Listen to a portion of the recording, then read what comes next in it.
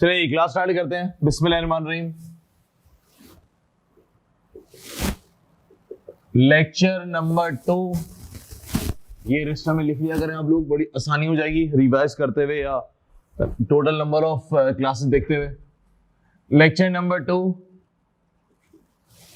PM, मतलब पुराने जमाने में इसका नाम F5 था, और हम लोग पढ़ रहे हैं जनाब बेसिक। दो क्लासें हमने बात की थी कि जनाब हम लोग दो क्लासें बेसिक के ऊपर डिस्कस करेंगे। एक पहले हो चुकी थी और एक आज की क्लास होगी, उसके बाद फिर हमारा पहला चैप्टर स्टार्ट हो जाएगा। चले जी, लास्ट क्लास में हम लोगों ने पढ़ा किया था, जरा 1 मिनट के अंदर मैं रिकैप कर दूं। लास्ट क्लास के अंदर हम लोगों ने सबसे पहले तो सिलेबस डिस्कस किया था कि जनाब हमारा सिलेबस था क्या। अच्छा जी, फिर हम लोगों ने बोला जनाब हमारा पेपर का पैटर्न क्या है, वही जो पूरे इस सीरीज का पेपर का पैटर्न है जनाब। 15 एमसीक्यूज होंगे, 3 ओटीक्यूज होंगे और 2 हमारे पास लंबे सवाल होंगे, लॉन्ग क्वेश्चन।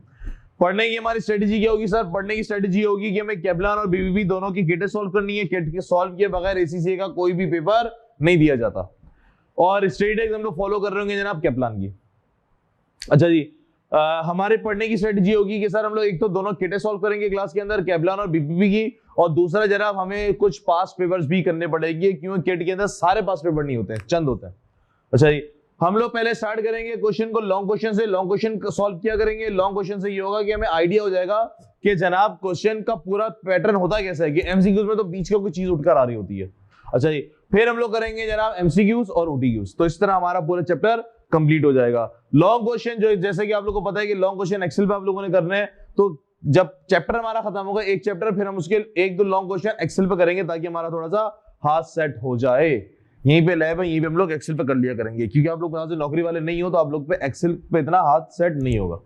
ठीक हो गया। लास्ट क्लास के अंदर लोगों ने स्टार्ट किया था जनाब ये पेपर जो है परफॉर्मेंस मैनेजमेंट। ये परफॉर्मेंस मैनेजमेंट का पेपर जो है वो किस पेपर से बिलोंग करता है? हमने बोला सर ये कॉस्टिंग है बेसिकली। ये basically cost and management accounting है। लास्ट क्लास के अंदर हम लोगों ने कॉस्टिंग की डेफिनेशन डिस्कस की थी कि जनाब ये कॉस्टिंग की डेफिनेशन है क्या, कॉस्टिंग का ऑब्जेक्टिव क्या है मेरे पास? कॉस्टिंग का ऑब्जेक्टिव है कॉस्ट पर यूनिट कैलकुलेट करना। ऐसे ही था कि एक यूनिट बनाने पे कितनी कॉस्ट इंकर्ड हो रही है, कॉस्ट पर यूनिट कैलकुलेट करना।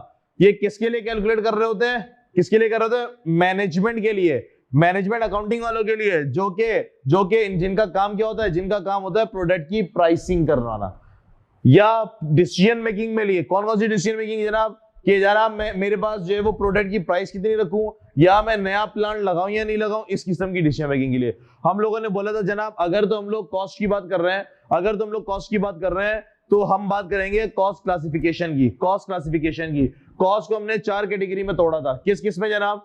किस किस में जनाब? हम लोगों ने 4 कैटेगरी में तोड़ा था सर।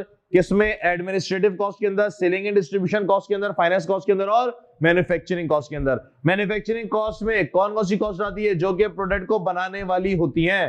प्रोडक्ट को बनाने वाली कौन कौन सी कॉस्ट होती है जनाब? मैंने बोला मटेरियल, लेबर और फैक्ट्री ओवरहेड। मटेरियल को हमने 2 कैटेगरी में तोड़ा था भाई, डायरेक्ट मटेरियल और इनडायरेक्ट मटेरियल। लेबर को हमने 2 कैटेगरी में तोड़ा था, किस किस में? डायरेक्ट लेबर और इनडायरेक्ट लेबर में। एक्सपेंस था मेरे पास, एक्सपेंस को भी हमने 2 कैटेगरी में लेके थे, एक डायरेक्ट एक्सपेंस और एक मेरे पास इनडायरेक्ट एक्सपेंस, जिसको हम लोग फैक्ट्री ओवरहेड कहते हैं। हम लोगों ने लास्ट क्लास में यहां तक डिस्कस कर लिया था। ठीक है जी, तो आप प्रॉपर अगर रजिस्टर में अपने नोट डाउन कर रहे हो तो लेक्चर नंबर 1 यूट्यूब से लेके प्रॉपर रजिस्टर में नोट डाउन करिएगा, तो उसके तकरीबन 3-4 पेज छोड़ दें और फिर लेक्चर नंबर 2 की हेडिंग बना के फिर आज से कॉपी करें, ताकि हम लोग बिल्कुल साथ रहें। ठीक है जी, चलो जी, आज हमने कुछ और थोड़ी सी बेसिक डिस्कस करनी है। हम डिस्कस करने वाले हैं जनाब आज कॉस्ट बिहेवियर। कॉस्ट बिहेवियर का कॉन्सेप्ट बहुत ज्यादा इंपॉर्टेंट है। कॉस्ट बिहेवियर का कॉन्सेप्ट बहुत ज्यादा इंपॉर्टेंट है सीवीपी हमारे अगले चैप्टर के लिए भी, और हमारा जो एक चैप्टर है डिसीजन मेकिंग का उसके लिए भी। ये चैप्टर हमारा, ये कॉन्सेप्ट हमारा बड़ा स्ट्रांग होना चाहिए। सुनते हैं जी, हमने बोला जनाब हमारे पास जो कॉस्ट थी सर, हमारे पास जो कॉस्ट थी वो कौन कौन सी थी? डायरेक्ट मटेरियल,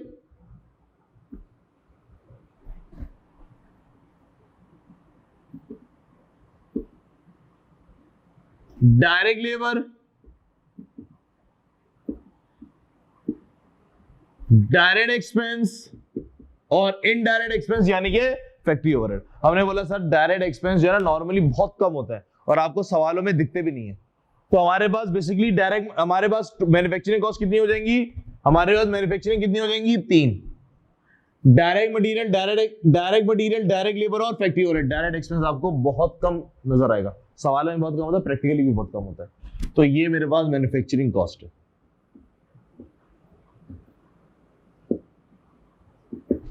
सुनेंगे जी, इस मैन्युफैक्चरिंग कॉस्ट का बिहेवियर डिस्कस कर रहा हूं। इसको मैं बिहेवियर के हिसाब से, इसको मैं बिहेवियर के हिसाब से 4 कैटेगरी में स्प्लिट कर रहा हूं। इसको मैं बिहेवियर के हिसाब से 4 कैटेगरी में स्प्लिट कर रहा हूं।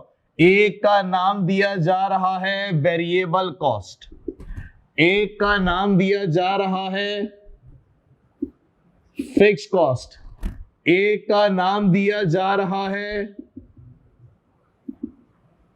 सेमी वेरिएबल कॉस्ट, और एक का नाम दिया जा रहा है स्टेप कॉस्ट। हमने अपने कॉस्ट बिहेवियर को, हमने कॉस्ट बिहेवियर को 4 कैटेगरी में स्प्लिट किया।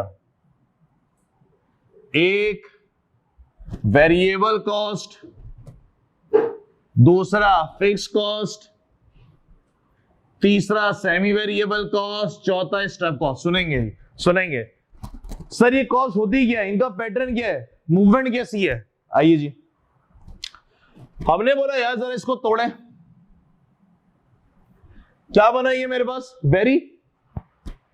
वेरी का मतलब क्या होता है, चेंज। क्या बना वेरी, वेरी का मतलब चेंज। वेरिएबल कॉस्ट वो कॉस्ट जो कि प्रोडक्शन के साथ साथ चेंज होती रहे। कम यूनिट बनाए तो कम कॉस्ट, ज्यादा यूनिट बनाए तो ज्यादा कॉस्ट, और अगर मैं कोई यूनिट नहीं बना रहा तो कोई कॉस्ट इंकर्ड नहीं हो रही। ऐसी कॉस्ट को हम लोग क्या बोलते हैं sir, variable cost. For example discuss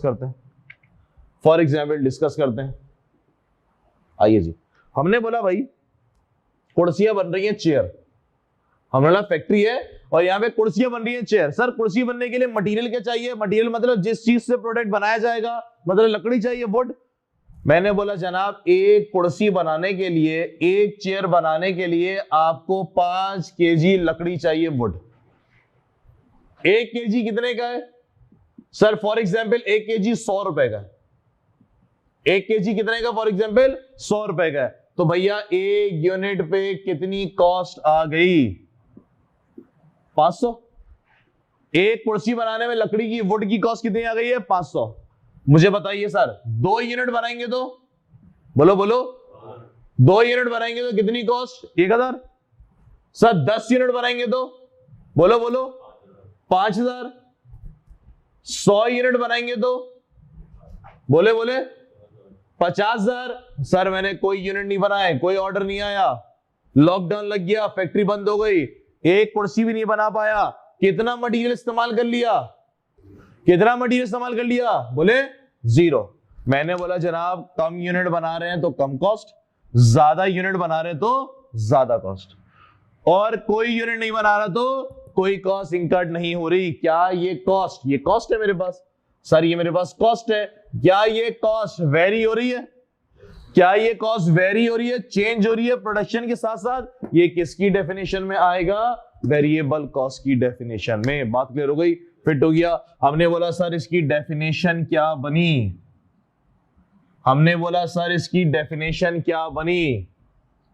मैंने बोला सर डेफिनेशन में, अगर तो आप डेफिनेशन बात कर रहे हैं टोटल कॉस्ट है वो, टोटल कॉस्ट के हिसाब से तो मैं लिखना चाहूंगा चेंज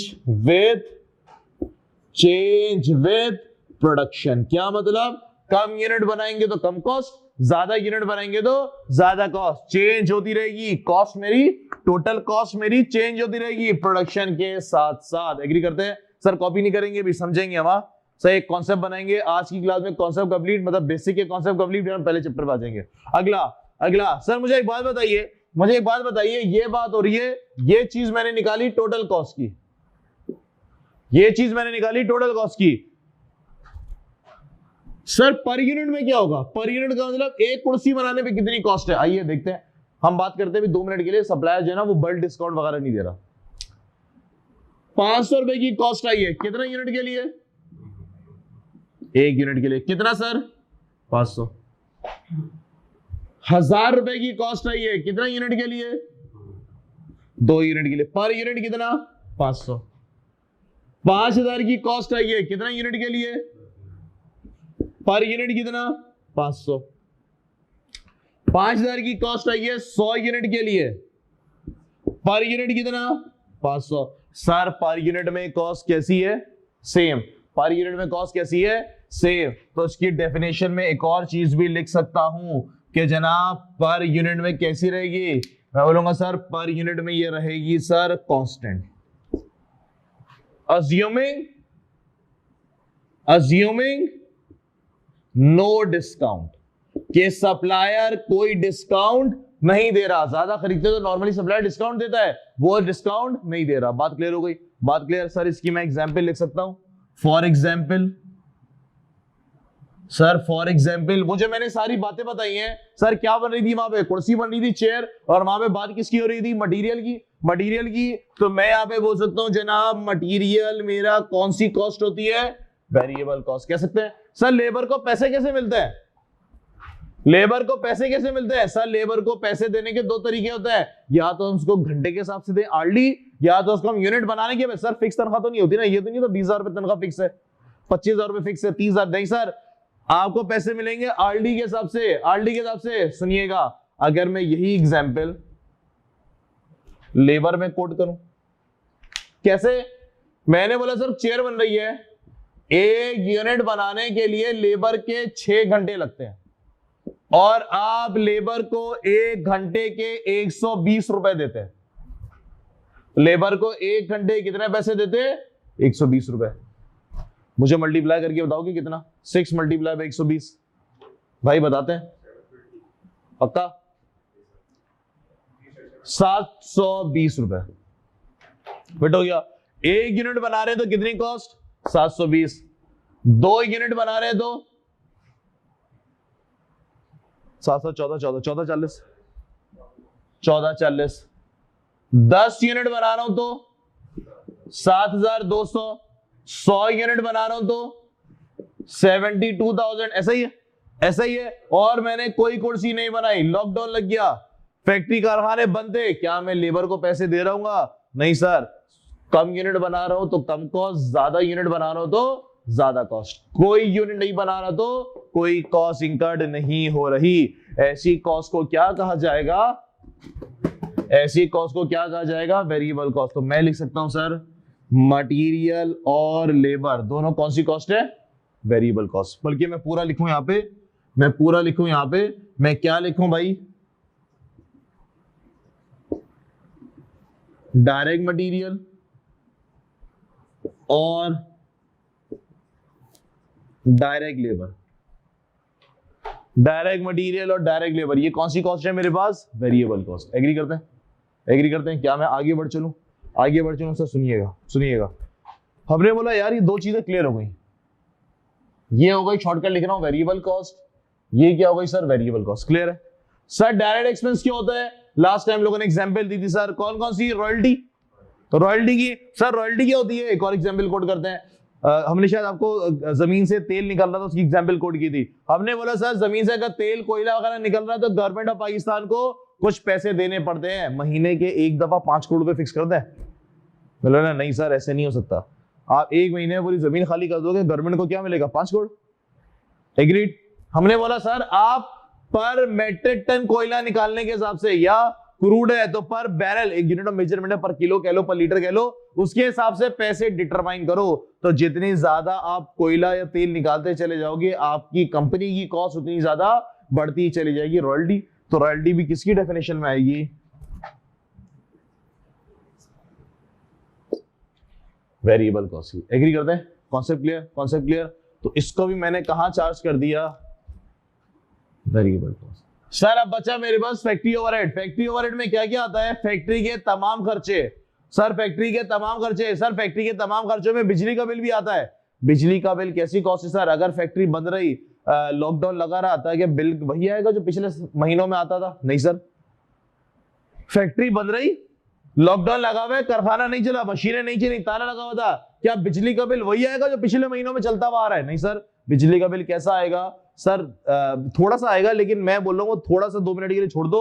वो थोड़ा सा क्या होता है? मीटर रेंट, टीवी लाइसेंस वगैरह, सही है, 100-200 रुपए होते हैं। कंपनीज के बिल कितने आते हैं जनाब, मिलियंस में आ रहे होते हैं, मिलियन के आगे 100-200 की तो कोई औकात नहीं है। तो मैं कह सकता हूं इसको थोड़ी देर के लिए कि सर इसके अंदर जो मेजर का भी मेजर पोर्शन वो किसका है, वेरिएबल का। सर क्या कोई कॉस्ट इनकर्ड होगी क्या? अगर मीटर बंद है, अगर जो है वो फैक्ट्री आपने बंद की हुई है, कारखाना बंद है, बटन बंद किया हुआ है, तो क्या कॉस्ट इनकर्ड होगी? बिजली का बिल आएगा? नहीं सर, बहुत थोड़ा सा आएगा, लेकिन वैसे तो बिल नहीं आएगा। तो मैं इसके अंदर लिख सकता हूं फैक्ट्री ओवरहेड का वेरिएबल वाला पोर्शन।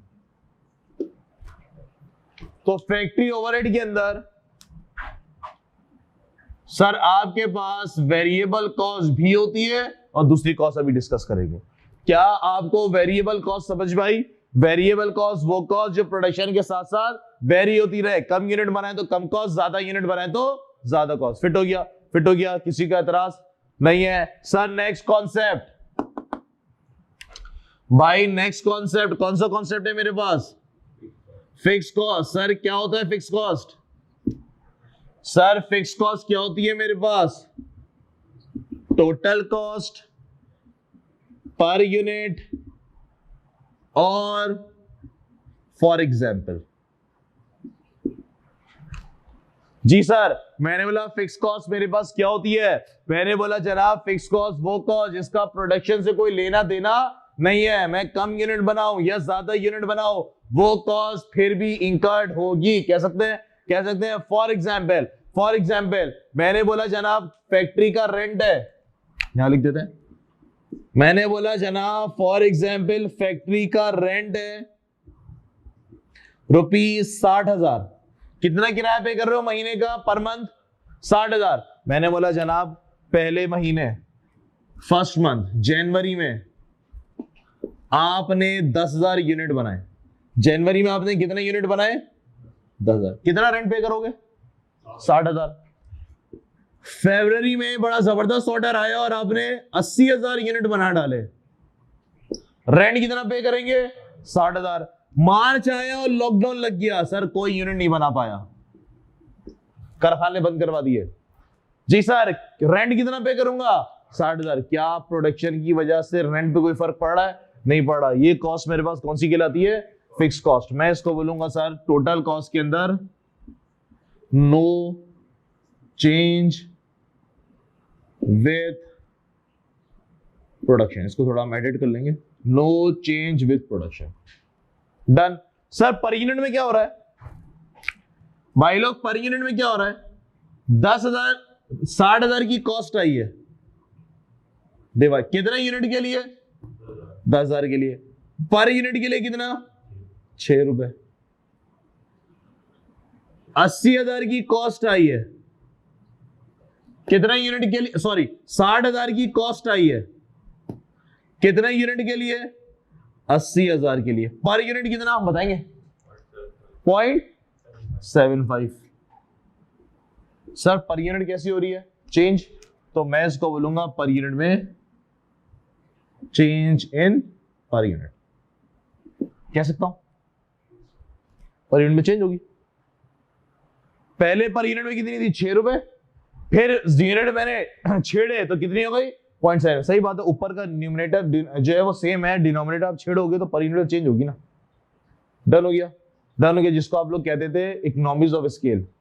जितनी ज्यादा क्वांटिटी बढ़ती चली जाएगी आपकी जो कॉस्ट है उतने ज्यादा पे स्प्रेड होती चली जाएगी, पर यूनिट कम से कम होता चला जाएगा। डन हो गया? चलें सर आगे सर एग्जाम्पल तो कोड करें इसकी, कोई एग्जाम्पल तो कोड करें। हमने बोला जनाब फैक्ट्री का जो रेंट है भाइयों, फैक्ट्री का जो रेंट है वो कौन सी कॉस्ट है मेरे पास? Fix cost. और क्यों? मैं प्रोडक्शन ज्यादा करूं या कम करूं, रेंट पे कोई फर्क नहीं पड़ता। और बताइए। बिल्कुल। फैक्ट्री की जो इंश्योरेंस है, सर इंश्योरेंस किसकी करवाई जाती है? प्लांट एंड मशीनरी की। इतनी बड़ी बड़ी मशीन है, अरबों खरबों रहेगी, जलवन ना जाए, कवाड़ा हो जाएगा, सर इसकी इंश्योरेंस करा। अगर मैं यूनिट बनाऊं तब भी इंश्योरेंस कंपनी वाले पूरा पैसा लेगा। इंश्योरेंस मशीन की हुई है, प्रोडक्ट की नहीं हुई है। अगर मैं बहुत ज्यादा यूनिट बनाऊं तभी वो इंश्योरेंस के पैसे पे करूंगा। Sir building, factory building insurance, product करूं या नहीं करूं, इंश्योरेंस के पैसे तो देने हैं। मेरी कौन सी कॉस्ट है सर? Fix cost. एग्रीड? और बोलिए। डेप्रीसिएशन, सर डेप्रीसिएशन मेथड कौन सा? Straight line. Straight line method में आपके पास कॉस्ट कैसी रहती है जनाब? स्ट्रेट लाइन मेथड के अंदर पहले साल का जो डेप्रिसिएशन आता है, सारी जिंदगी जब तक का एसेट है उतना ही डेप्रिसिएशन आता है। क्या प्रोडक्शन पे कोई फर्क पड़ता है? कम यूनिट बनाओ या ज्यादा यूनिट बनाओ, कोई फर्क नहीं पड़ता। सर कौन सी कॉस्ट हुई मेरे पास? कौन सी कॉस्ट हुई? Fix cost. एग्री करते हो? हाँ, लेकिन अगर रिड्यूसिंग बैलेंस मेथड हुआ, सर अगर रिड्यूसिंग बैलेंस मेथड हुआ, आपको पता है रिड्यूसिंग बैलेंस मेथड के अंदर, या जिसको आप लोग रिटन डाउन मेथड भी कहते थे, या जिसको आप लोग डिमिनिशिंग बैलेंस मेथड भी कहते थे, या जिसको आप लोग बुक वैल्यू मेथड भी कहते थे, सर उस पहले साल का जो डेप्रिसिएशन है दूसरे साल का उससे कम आएगा। लेट्स सपोज पहले साल का डेप्रिसिएशन कितना है? 10,000। दूसरे साल का कितना आएगा? 8,000। फिर कितना आएगा? 7.5। ऐसी कम होता चला जाएगा। ऐसा ही है सर। डेप्रिसिएशन कौन सी होगी ये वाली? रिड्यूसिंग बैलेंस मेथड कौन सी होगी जनाब? वेरिएबल के फिक्स? वेरिएबल के फिक्स। सर क्या प्रोडक्शन की वजह से चेंज हो रही है? क्या प्रोडक्शन की वजह से चेंज हो रही है? नहीं सर, वो तो फॉर्मूला उसका ऐसा बनाया हुआ है जिसकी वजह से चेंज हो रही है, प्रोडक्शन की वजह से तो नहीं हो रही ना सर। फिक्स कॉस्ट प्रोडक्शन की वजह से चेंज नहीं हो रही ना। Logic clear?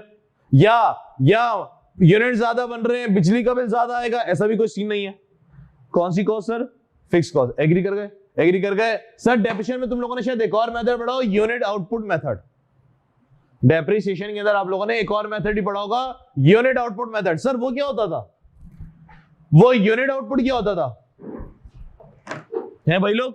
Unit output, sir जितने ज्यादा यूनिट बनाते चले जाएंगे डेप्रिसिएशन उतनी ज्यादा आती चली जाएगी। ये हम लोगों ने पढ़ा था, जिस याद है भाई?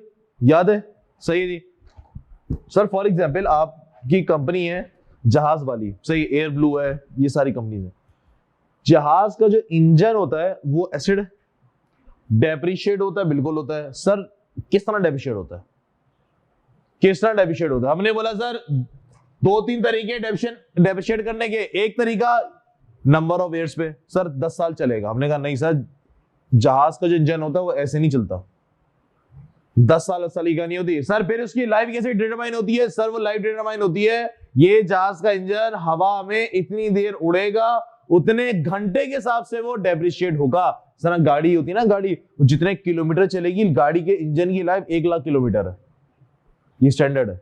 हम लोग खैर लंबा खींचते हैं, लेकिन लाइफ उसकी कितनी है? 1 लाख किलोमीटर। 1 लाख किलोमीटर के बाद उसको चेंज करना पड़ता है इंजन को। इस तरह जहाज है, जहाज की जो इंजन की लाइफ है वो कितनी है सर? वो है जनाब आपके पास जहाज के इंजन की लाइफ कितने घंटे वो उड़ेगा, फ्लाई करेगा। आप एक महीने के अंदर उसके सारे घंटे खत्म कर दें, 1 महीने में डेप्रिशिएट हो जाएगा। आप 10 सालों में थोड़ा थोड़ा करके उड़ाएं उसको, सही है, कितने सालों में डेप्रिशिएट होगा? 10 साल में। तो सर प्रोडक्शन पे तो आ रहा है ना, वो जितने ज्यादा जहाज उड़ेगा मतलब उनकी लाइफ क्या है, उनकी प्रोडक्शन क्या है, जितने जहाज आप उड़ाओगे, जितने जहाज आप उड़ाओगे, उस सिनेरियो में आपके पास डेप्रिसिएशन कौन सी कॉस्ट हो जाएगी? कौन सी कॉस्ट हो जाएगी? Variable cost. Depreciation unit output या फिर machine hours method. Unit output या फिर मशीन आवर मेथड। बात समझ में आई? Concept clear? Concept clear? तो मेरे पास वेरिएबल कॉस्ट वो कॉस्ट जो कि प्रोडक्शन के साथ साथ वेरी होती रहे, फिक्स कॉस्ट वो कॉस्ट जो टोटल अमाउंट में कैसी रहे जनाब? सेम, प्रोडक्शन के साथ साथ वेरी नहीं हो। ये पर यूनिट में कैसी रहेगी सर? कांस्टेंट है। ये पर यूनिट में कैसी होती रहेगी सर? चेंज होगी। मैं अज्यूम करता हूं कि आपको ये समझ में आ गया होगा। एग्री करते हो? क्योंकि ये सेम कॉन्सेप्ट आगे हमारे सीवीपी में अप्लाई होंगे। ये मैं आपको बैकबोन बना रहा हूं, अगला जो चैप्टर है हमारा ब्रेक इवन सीवीपी का, उसके लिए। फिट है? फिट है? कोई कंफ्यूजन मसला नहीं है जी? आप लोग इसको कॉपी करें ताकि मैं मिटाऊं, मेरे पास दोनों की जगह बन जाएगी। आप लोग रजिस्टर में ऐसे कॉपी करना, अच्छा 2 मिनट के लिए रुकिएगा। आप लोग रजिस्टर में ऐसे कॉपी करना कि इसके नीचे भी मैंने यही चीजें लिखनी है सारी, और इसके नीचे भी मैंने ये सारी चीजें लिखनी है। तो इस तरह से उसको लैंडस्केप पे कर लो, सही है, जैसे आपको चाहे। दूसरा, इसके नीचे आपको कोई 4-5 लाइनें और छोड़नी है, मैं ग्राफ बनाऊंगा। इसके नीचे 4-5 लाइनें और छोड़नी है, मैं ग्राफ बनाऊंगा, क्योंकि वो फिर ब्रेक इवन में भी ग्राफ आएगा। एग्जाम में ब्रेक इवन के ग्राफ के सवाल आते हैं। ठीक हो गया? चलें सर, 5 मिनट देते हैं, कॉपी करें। चलें सर।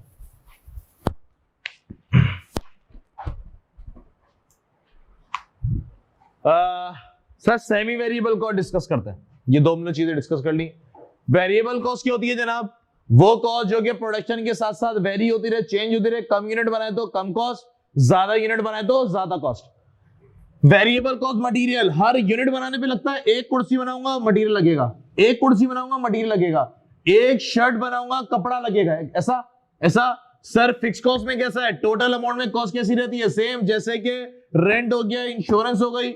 सेमी वेरिएबल कॉस्ट सुनिएगा जनाब, सेमी वेरिएबल कॉस्ट वो cost, sir semi variable cost वो cost, definition sir semi variable cost वो कॉस्ट जिसमें वेरिएबल कॉस्ट भी और फिक्स कॉस्ट भी।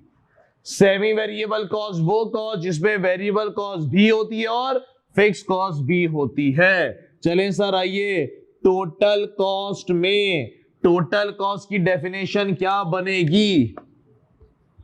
सर टोटल कॉस्ट की डेफिनेशन क्या बनेगी? मैं बोलूंगा सर इसके अंदर वेरिएबल भी है और फिक्स भी है। मतलब सर वेरिएबल वाला पोर्शन जिसके अंदर वेरिएबल कॉस्ट, शॉर्टकट लिख रहा हूं वीसी, इसमें जो वेरिएबल कॉस्ट वाला पोर्शन है वो चेंज होगा।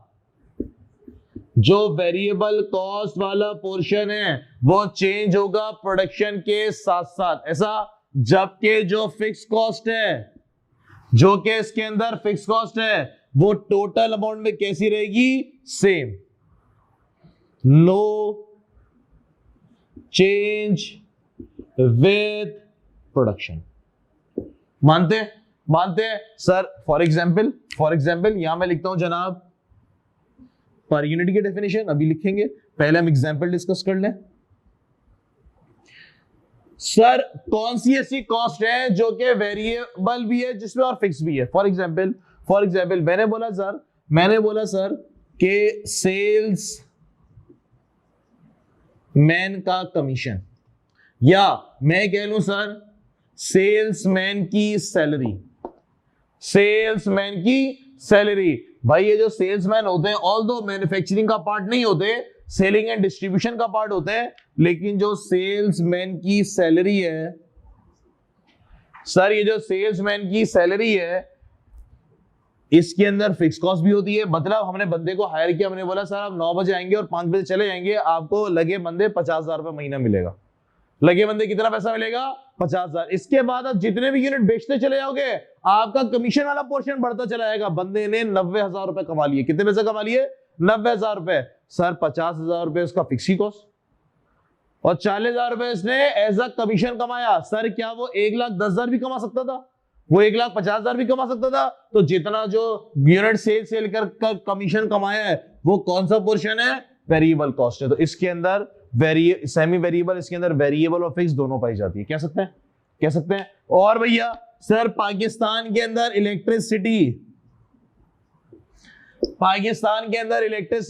सर इलेक्ट्रिसिटी की कॉस्ट कौन सी होती है? इलेक्ट्रिसिटी, मैंने बोला सर इलेक्ट्रिसिटी का जो बिल आता है उसके अंदर कुछ खर्चे ऐसे होते हैं जो कि फिक्स्ड होते हैं, जिसका प्रोडक्शन से कोई ताल्लुक नहीं होता। फॉर एग्जांपल सर उसके अंदर मीटर रेंट है, मेरे ख्याल से 30-35 रुपए, टीवी लाइसेंस फीस है कोई 100-125 रुपए।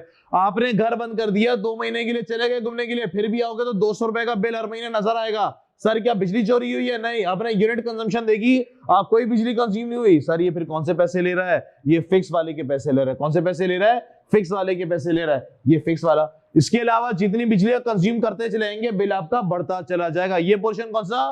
वेरिएबल वाला। बात क्लियर हो गई। लेकिन सर असल में करते हैं प्रैक्टिकल इंडस्ट्री के अंदर फिक्स का पोर्शन इतना चिल्लड़ होता है। बताओ घर का जो नॉर्मल लाइट पंखे चलाने वाले का बिल भी जो है ना 10-12 हजार रुपए आ रहा है। सिर्फ लाइट पंखा जो 2 कमरे का घर चला रहा है उसका भी 10-12 हजार है।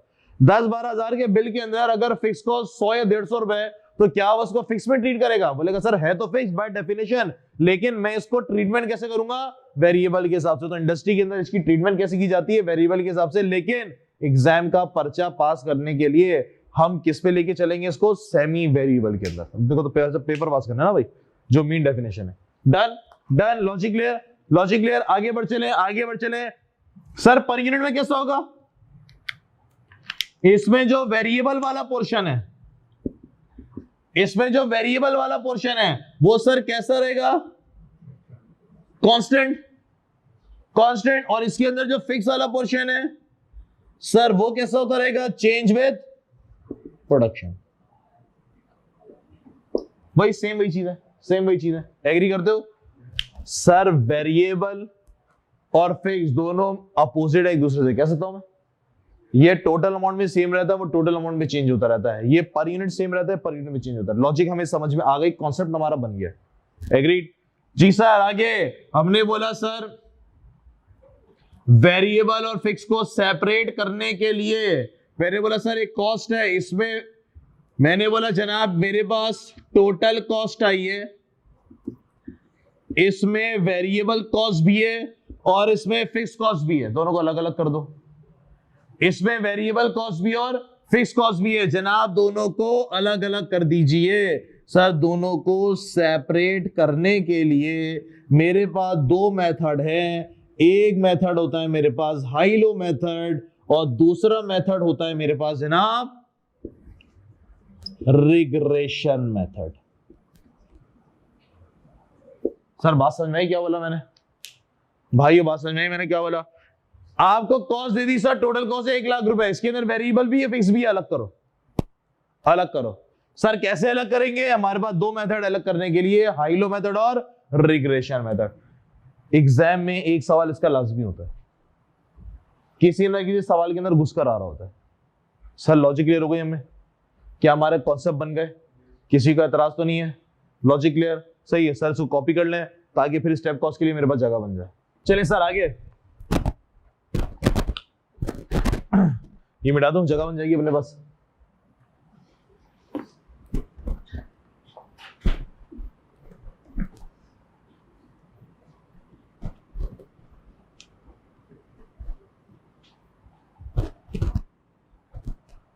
तो सर फैक्ट्री ओवरहेड के अंदर वेरिएबल कॉस्ट भी होती है और फिक्स कॉस्ट भी होती है, मानते हो?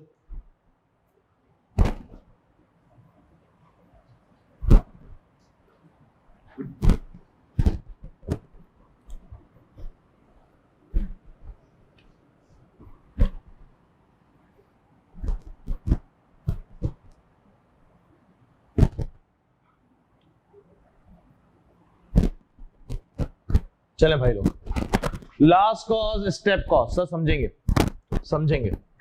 स्टेप कॉस्ट को हम लोग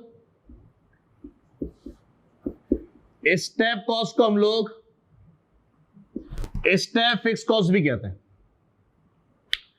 स्टेप कॉस्ट को हम लोग स्टेप फिक्स कॉस्ट भी कहते हैं। सर सीन क्या सुनते हैं, क्लियर हो जाएगा एग्जांपल से। आए जी, मैंने बोला जनाब आपने एक फैक्ट्री रेंट पे ली, उसका नंबर दे दिया आपने फैक्ट्री नंबर 1। सही जी, प्रोडक्ट बना रहे हैं। सर इसका रेंट कितना है? रुपीस। जनाब इसका रेंट है 50,000 रुपए per month, per month. Fix cost है। पहला महीना आया, सर आपने कितना यूनिट बनाया? 10,000। रेंट कितना पे करोगे? 50,000। दूसरा महीना आया, आपने ये कितना यूनिट बनाया? 25,000। रेंट कितना पे करेंगे? 50,000। फिर 80,000 यूनिट बनाया, रेंट कितना? 50,000। 1,40,000 यूनिट बनाया, रेंट कितना? बोलो बोलो, 50,000।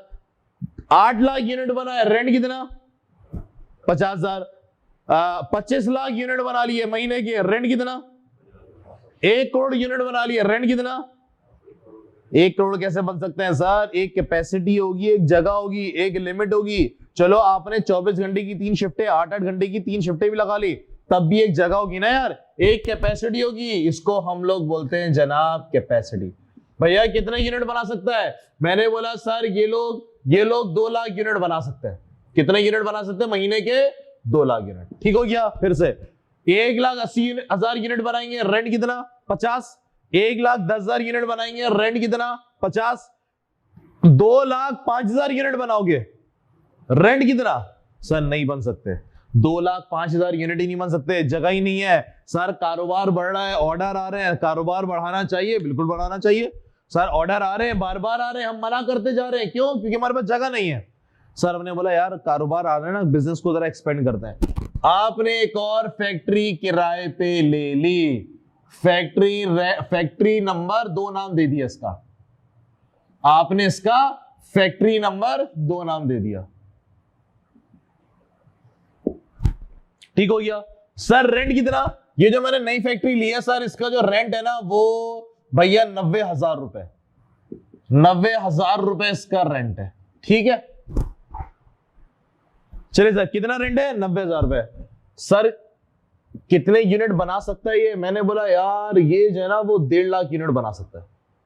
कितनी जगह है इसके पास? सर इसके पास जगह है 1.5 लाख यूनिट बनाने की। ठीक हो गया, ठीक हो गया। चले सर अब फिर से 50,000 यूनिट का ऑर्डर आया, रेंट कितना? 50,000 रुपए। 80,000 यूनिट का रेंट ऑर्डर आया, रेंट कितना? 50,000। 1,90,000 यूनिट का ऑर्डर आया, रेंट कितना? 50,000। सर 2 लाख तक कितना? 50,000। अब ऑर्डर ज्यादा आने वाला है, 2,01,000 यूनिट का ऑर्डर आया, 2,05,000 यूनिट का ऑर्डर आया। आपने बिजनेस को ग्रो करवाना है, आपने एक और फैक्ट्री किराए पे ले ली, दूसरी फैक्ट्री नंबर 2 नाम दिया, किराया कितना? 90,000। कितने यूनिट बना सकते हैं आप? 1,50,000। सर अब 2,01,000 यूनिट बनाऊंगा, रेंट कितना हो जाएगा आपके पास? 1,40,000 रुपए का। एग्री करते हो? तो मैं ये कह रहा हूं कि सर 0 यूनिट से 0 यूनिट से 0 यूनिट से कितने यूनिट तक? 2 लाख यूनिट तक। आप रेंट कितना पे कर रहे हो? आप रेंट पे कर रहे हैं सर 50,000। जैसे ही 1 यूनिट आगे बढ़ा और आपके पास अब कितने यूनिट हो गए? 3.5 लाख। 3.5 लाख यूनिट बनाने तक अब आप जो नई फैक्ट्री है उसका रेंट कितना था? उसका रेंट कितना था? 90,000। ऐसा ही है, ऐसा ही है। तो आप टोटल कितना रेंट पे कर रहे होंगे? रुपीस 1,40,000। बात मानते हैं?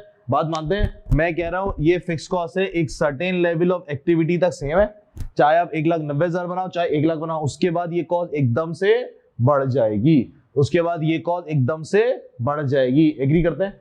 एग्री करते हैं? इसको हम कहते हैं step cost. Step cost, step cost की डेफिनेशन क्या बनी? सर स्टेप कॉस्ट की डेफिनेशन क्या बनी? मैं बोलूंगा सर टोटल के अंदर, टोटल कॉस्ट के अंदर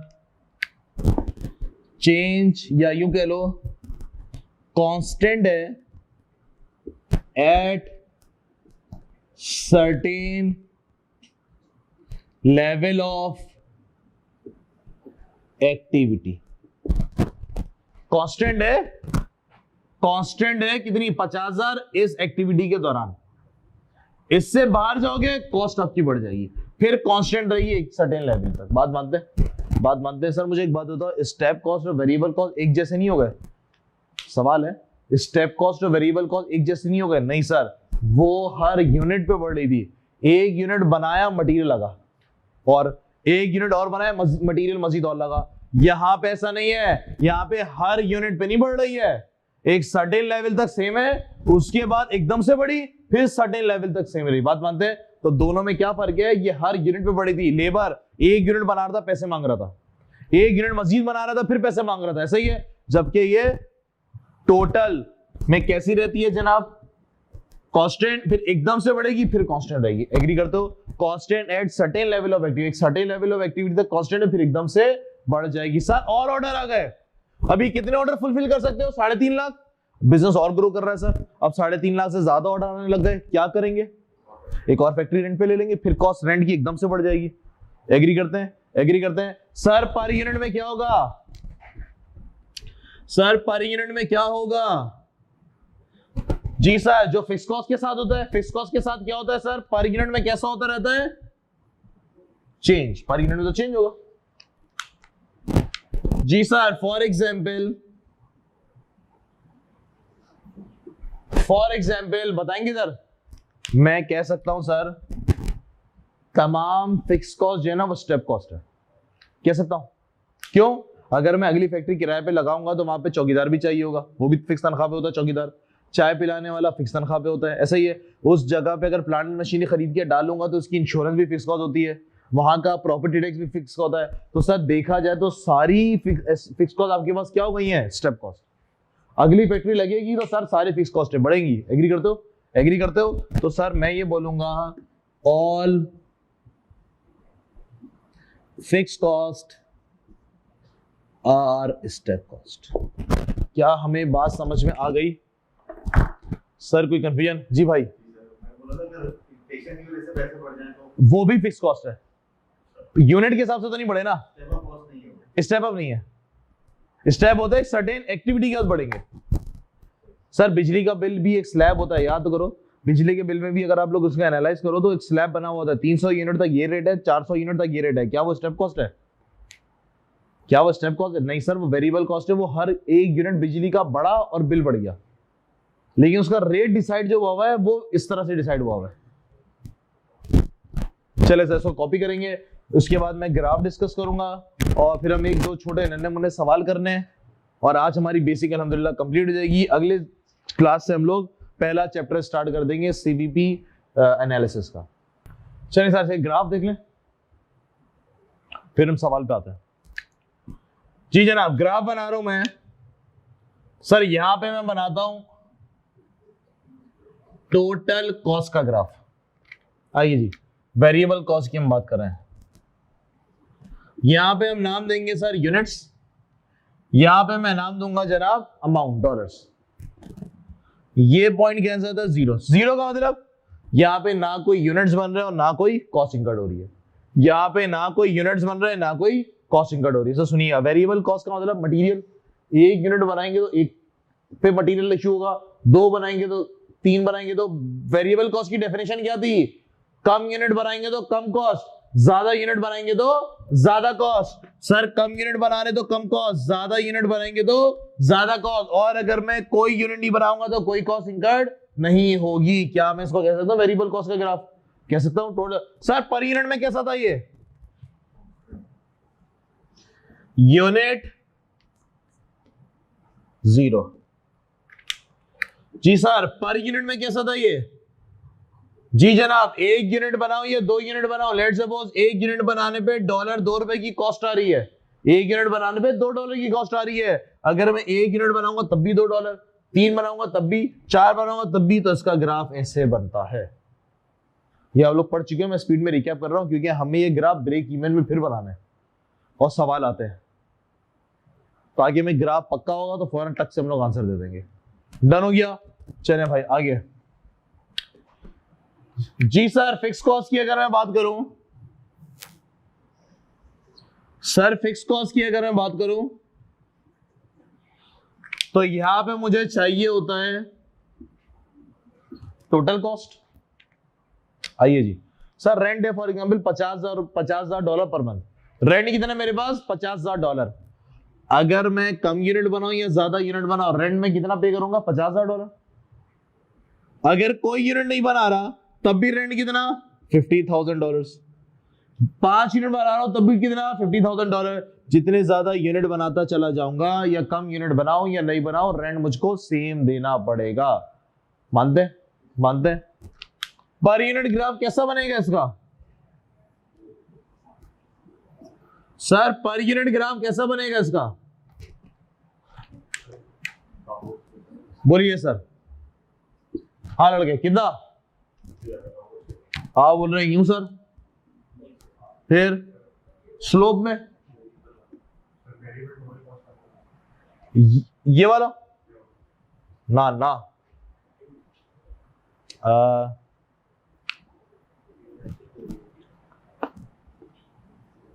इसका ग्राफ बनता ही यूं। कैसे? आओ जी आओ, एग्जाम्पल बनाए छोटी सी, एक छोटी सी एग्जाम्पल बनाते हैं। फॉर एग्जाम्पल सर रेंट है, अभी मैं स्टेप कॉस्ट को हटा रहा हूं, रेंट है, ठीक है जी। सर रेंट कितना? 50,000। जनवरी आया, यूनिट जनवरी आया, आपने 10,000 यूनिट बनाए, सर रेंट कितना पे करोगे? 50,000। फेब आया, आपने रेंट किया भाई $50,000 का, और कितने यूनिट बना डाले आपने? सर आपने 25,000 यूनिट बना डाले। मार्च आया, आपने रेंट पे किया 50,000 और सर रेंट यूनिट कितने बना डाले 50,000। अप्रैल आया, फिर रेंट आपने पे किया 50,000, कितने यूनिट बना दिया आपने, for example 1 lakh. Sir per unit बताते हैं मुझे इसका। भाई लोग डिवाइड 50,000 डिवाइडेड बाय 10,000 कितना 5 शायद, ये डिवाइड करूं तो बोले तो 2, ये डिवाइड करे बोले तो 1, ये डिवाइड करे तो 0.5 शायद, ऐसा ही है, ऐसा ही है। आइए सर यूनिट पे बात करते हैं। 10 25 इस पे किया मैंने, 10 20 30 40 50, 10 20 30 40 और 50। ये है सर मेरे पास 10,000, ये है मेरे पास 20,000 30,000 40,000 और 50,000। मानते पर यूनिट कॉस्ट कितनी आ रही है 0.5 से, यू ले लेते हैं सर 0.5 1 1.5 2 2.5 3 3.5 3.5 के बाद क्या है भाई 4 4.5 5 यहां तक जा रहा है, सही जी कर लेते हैं ग्राफ। चले सर 10,000 यूनिट पे ये नंबर आ रहा है, उसके बाद 25,000 बोले तो 25 30 यहां पर होगा, इस पे कितना आ रहा है 2, यहां पे लिख लेता हूं मैं 0.5 1 1.5 2 2.5 3 3.5 4 4.5 और सर दूसरा ऊपर थोड़ा चला गया, समझ जाना। 10,000 पे कितना 5, 25,000 पे कितना 2, 25,000 ये रहा और 2 मेगा से ये होगा।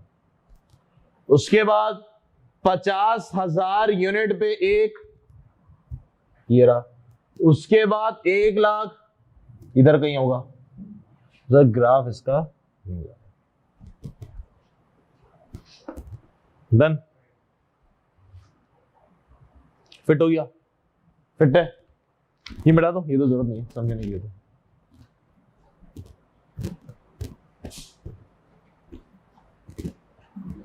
चले sir semi variable cost, sir semi variable cost total cost का ग्राफ, यहां पे यूनिट यहां पे डॉलर्स। सेमी वेरिएबल कॉस्ट वो कॉस्ट, सेमी वेरिएबल कॉस्ट वो कॉस्ट जिसमें वेरिएबल भी और फिक्स भी। कमीशन सेल्समैन का कमीशन, मैंने बोला सर उसकी जो तनख्वाह है ना वो $50,000 फिक्स है, अगर कोई नई भी यूनिट बेचेगा ना वो कितने पैसे लेगा $50,000। एक यूनिट बेचा, हर यूनिट पे उसको $10 का कमीशन है, $10 का। एक यूनिट बेचा कितना कमीशन, कितनी सैलरी उठाएगा 50,000 10, ऐसा ही है। यहां पे 2 बेचेगा तो 50,000 20, इसका मतलब ये ग्राफ यूं चलेगा। ये पोर्शन किसको रिप्रेजेंट कर रहा है जनाब, ये पोर्शन किसको रिप्रेजेंट कर रहा है, और ये टोटल किसको रिप्रेजेंट कर रहा है, टोटल कॉस्ट को, मतलब वेरिएबल भी और फिक्स भी। ये मेरा सेमी वेरिएबल का भी ग्राफ होता है और टोटल कॉस्ट का भी ग्राफ होता है। क्यों, टोटल कॉस्ट के अंदर वेरिएबल और फिक्स ही तो होता है, तो ग्राफ तो यही बनेगा। बात क्लियर हो गई सर, बात क्लियर हो गई। चले सर उसके बाद है मेरे पास स्टेप कॉस्ट, यहां पे यूनिट यहां पे डॉलर। सर रेंट था मेरे पास, कितना रेंट था $50,000, एक सर्टेन लेवल ऑफ एक्टिविटी तक बनाने तक सेम था, एक सर्टेन लेवल ऑफ एक्टिविटी तक। फॉर एग्जांपल यहां कितना यूनिट की कैपेसिटी है सर, फॉर एग्जांपल 40,000 यूनिट बनाने की कैपेसिटी है। कितने यूनिट बनाने की कैपेसिटी है 40,000 यूनिट तक। अगर रेंट में पे करूंगा 50,000, कितने यूनिट तक 40,000। उसके बाद कॉस्ट एकदम से बढ़ जाएगी, नई फैक्ट्री मुझको रेंट पे लेनी पड़ेगी, उसकी भी कैपेसिटी होगी। उसके बाद कॉस्ट रेंट बढ़ जाएगी, उसकी भी एक कैपेसिटी होगी। ये ग्राफ ऐसे बन जाता है। सर डन हो गया, जब इसको स्टेप दिखाया जाता है। डन। चलें सर कॉपी करें और हम लोग जो है ना एक छोटी सी एग्जाम्पल करेंगे और फिर हमारे बेसिक कंप्लीट। जी जनाब, क्वेश्चन नंबर 1 और क्वेश्चन नंबर 2 मैं आपको देता हूं 2-3 मिनट देता हूं, 2-3 मिनट आप लोग खुद से जरा इसको बता दीजिए। क्वेश्चन नंबर 1 और जनाब क्वेश्चन नंबर 2, ये 2 क्वेश्चन आपको दिए मैंने 2-3 मिनट, खुद से करेंगे इंशाल्लाह, दिमाग अपना चलेगा। चलिए सर, डन। चले भैया, क्वेश्चन नंबर 1 देखते हैं सर। क्या कह रहे हैं? Place each of the following expenses for a manufacturing concern with in the classification of production slash manufacturing, यानी कि प्रोडक्शन कॉस्ट कौन सी है, यानी कि मैन्युफैक्चरिंग, एडमिन कौन सी है और सेलिंग एंड डिस्ट्रीब्यूशन कॉस्ट सी है। सुनिएगा, cost of oil used to lubricate fork lifter employed in the finish goods warehouse. चले सर, क्या बोलते हैं सर? सीन क्या है? ये बोल रहे हैं फिनिश गुड्स का वेयरहाउस है। फिनिश गुड्स का वेयरहाउस कौन सा होता है? जहां पे माल तैयार होके रखा हुआ है कि हम आगे उसको फर्दर या तो स्टोर मूव करेंगे या तो जहां भी लेके जाएंगे, ऐसा ही है। वहां पे फोक लिफ्टर चल रहा है, फोक लिफ्टर जो वो कंटेनर वंटेनर उठाते हैं ना, गाड़ी और रोड पे उठाते मिलते हैं, उसमें जो है ना वो ऑयल यूज हुआ। सर उस ऑयल का खर्चा कहां जाएगा? मैन्युफैक्चरिंग में। सर क्या ये मैन्युफैक्चरिंग का पार्ट है? वेयर हाउस क्या मैन्युफैक्चरिंग का पार्ट है? नहीं सर। हाँ, अगर ये स्टोर का मटेरियल होता, मटेरियल जहां पे मटेरियल रखा जाता, वो वाला स्टोर होता, वो मैन्युफैक्चरिंग को फैसिलिटेट कर रहा होता है। ये मैन्युफैक्चरिंग को फैसिलिटेट नहीं कर रहा। सर ये किसके लिए रखा गया है? सर इसीलिए रखा गया है ताकि दुकान में माल तैयार हो गया, दुकान पे ना रखो, वहां तो वरना चलने की जगह नहीं होगी, एक जगह रख दो एडमिनिस्ट्रेटिव पर्पस के लिए, वहां से कंट्रोल की जा सके चीजें। तो ये किसके अंदर आएगा सर? एडमिन के अंदर आएगा। Oil used in fork lifter working in finish goods warehouse. Sir concept clear हुआ? कह सकते हैं, कह सकते हैं, लेकिन सेलिंग एंड डिस्ट्रीब्यूशन में इसलिए नहीं आएगा क्योंकि यहां से प्रोडक्ट सेल नहीं हो रहा। फिनिश गुड्स तो है लेकिन प्रोडक्ट सेल नहीं हो रहा, ये हमने एडमिनिस्ट्रेटिव पर्पस के लिए रखा हुआ है। हाँ, अगर यहां से ऑनलाइन कस्टमर के घर पे डिलीवर हो रहा होता फिर मैं सेलिंग एंड डिस्ट्रीब्यूशन पे लेता, मतलब यहां से गुड सेल नहीं हो रहा इसलिए। सेल्स ऑफ सिक्योरिटी, अच्छा मैं बुलेट लिख दूं, अगर बुरा ना मानो, लिखने की जगह मेरे पास है नहीं, सही है मैं नंबर लिख दूंगा वरना जगह खत्म हो जाएगी।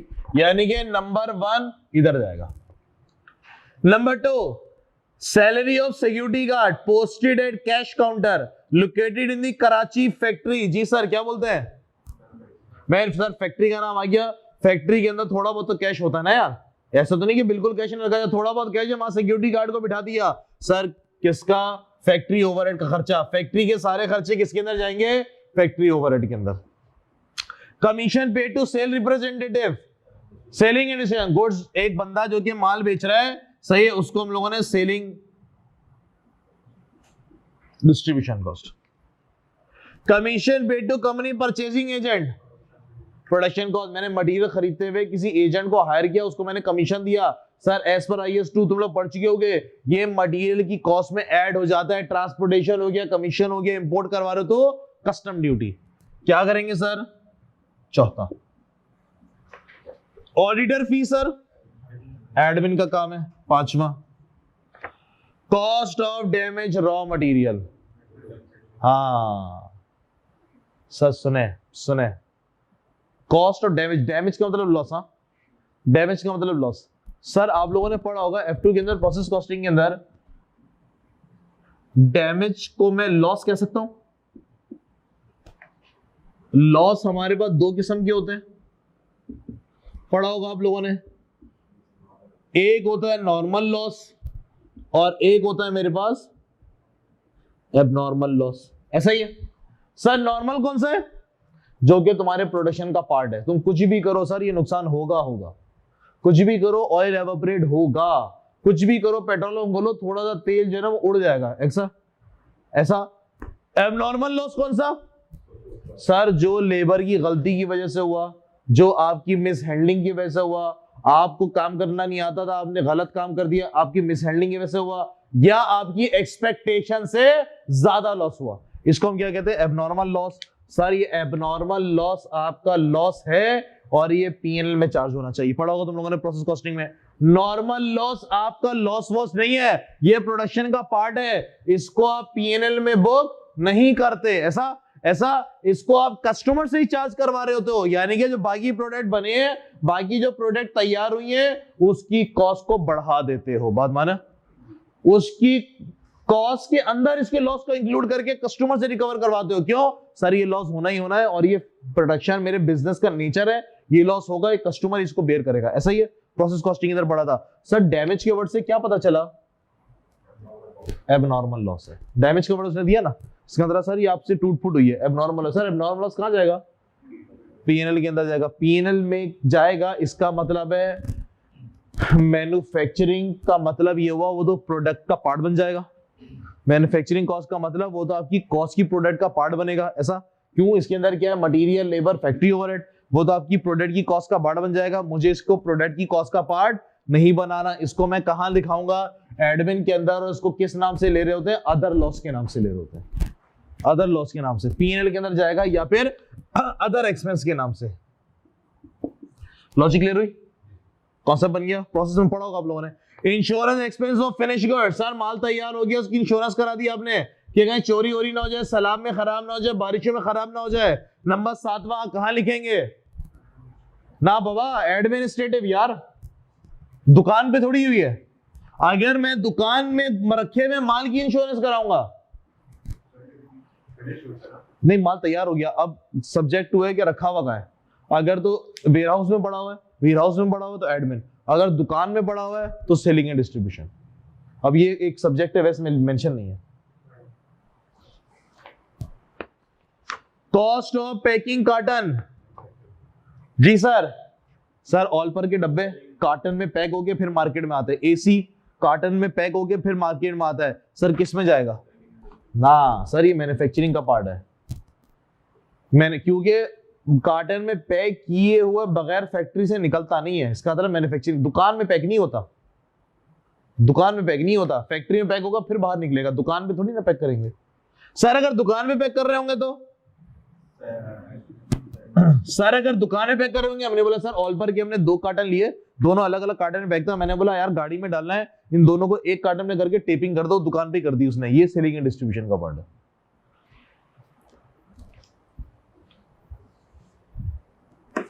ठीक हो गया भाई? आगे बढ़े। Cost of protective clothing for machine operator. जी सर, लेबर को हम लोग कपड़े बड़े पहना देते हैं ना भैया कि यार उसको करंट वरंट ना लगे, मशीन से अर्थ वर्थ ना आए, या उसको हम लोग टोपी पहना देते हैं, सेफ्टी हेलमेट वाले शूज दे देते हैं, प्रोटेक्टिव क्लॉथिंग। जी सर, किसका पार्ट है? सर ये लेबर काम क्या कर रही है? दुकान पे, ऑफिस में? नहीं सर, फैक्ट्री के अंदर। लेबर तो होती फैक्ट्री के अंदर है, मशीन ऑपरेटर तो होता ही फैक्ट्री के अंदर है, तो manufacturing cost. Cost of stationery use in the labour factory. Sir factory के अंदर लेबर को मैंने कागज कलम दे दिया, मैंने बोला तुम यूनिट बनाते रहो, इस पे 1 1 2 टिक्के मारते रहो। लाल पे लाल शर्ट चाहिए, लाल पे टिक मार दो। ब्लू शर्ट चाहिए, ब्लू पे टिक मार दो। ये कागज कलम इस्तेमाल कहां पर हो रहा है? फैक्ट्री के अंदर। तो भैया कहां जाएगा? मैन्युफैक्चरिंग के अंदर। इस्तेमाल कहां हो रहा है? यूजेज कहां हो रही है? दुकान में इस्तेमाल हो रहा होता तो सेलिंग एंड। दुकान के एसी का डेप्रिसिएशन कहां आएगा? Selling and distribution. ठीक हो गया भाई लोग? फिट है? क्वेश्चन नंबर 2 अटेम्प्ट कर लिया? चले जी sir. Classify the following cost as fix, variable and semi variable.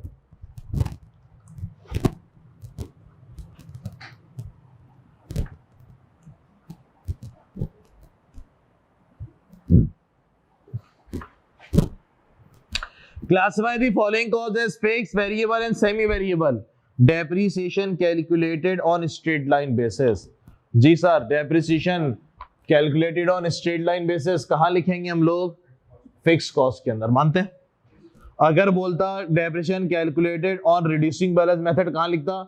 Fixed cost में। क्या depreciation calculated on the basis of unit output method तो कहाँ लिखता मैं? Variable को। फिट है? Royalty expense भैया वेरिएबल कॉस्ट। जितने ज्यादा किताबें छापते जाओगे, आपको किताब लिखने वाले को उतने ज्यादा पैसे देने पड़ेंगे as per printing cost. Factory insurance कहां पे? फिक्स कॉस्ट के अंदर। सुपरवाइजर एंड इंस्पेक्शन, ये भी फिक्स कॉस्ट लेता है भैया। सुपरवाइजर जो है फिक्स तनख्वाह पे होता है। प्रॉपर्टी टैक्स, गवर्नमेंट की प्रॉपर्टी टैक्स फिक्स कॉस्ट होती है भाई।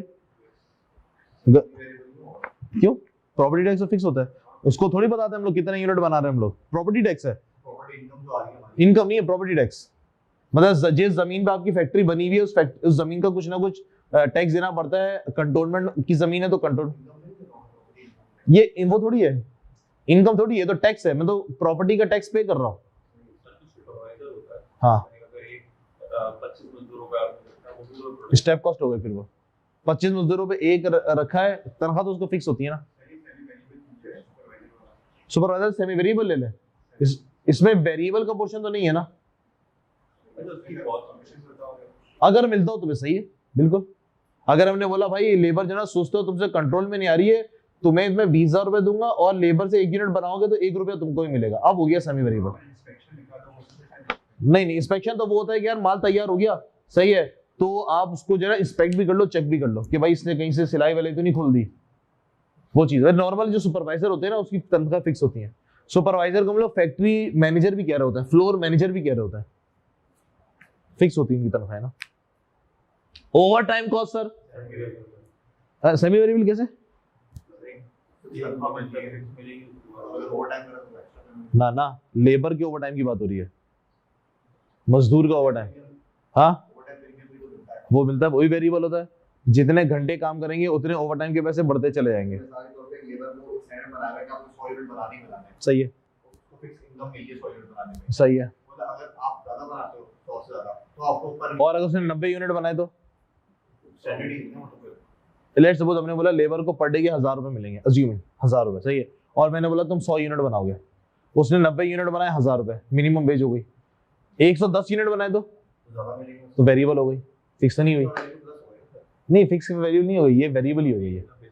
वो बेसिक एक लॉक कर, वो मिनिमम वेज कहलाएगी, वो फिक्स नहीं कहलाएगी, वो मिनिमम कहलाएगी। अगर उसने 120 यूनिट बनाए तो 120 के पैसे दोगे, वेरिएबल हो गई है। 121 बनाओगे 121 के पैसे, 122 बनाओगे 22 के पैसे, हर यूनिट से बढ़ रही है कॉस्ट, बात समझे? आपको मिनिमम लॉक कर दिया आपने, वो फिक्स की डेफिनेशन में नहीं आएगा, बात समझे भाई?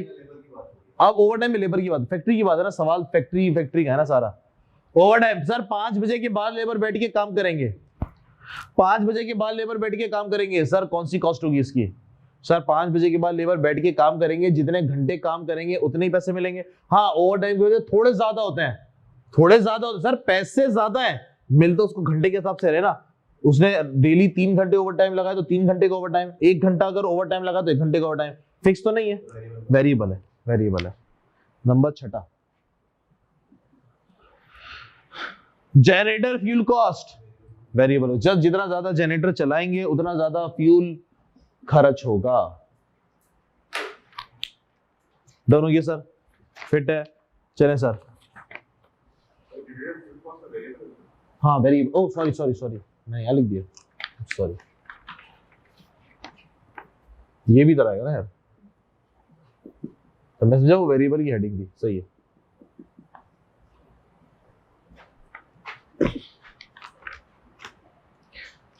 चले सर क्वेश्चन नंबर 6 भाई लोग, क्वेश्चन नंबर 6 ये हमारा पक्का हो जाएगा, वेरिएबल फिक्स पक्का हो गया, यकीन मानो आपका सीवीपी हो गया।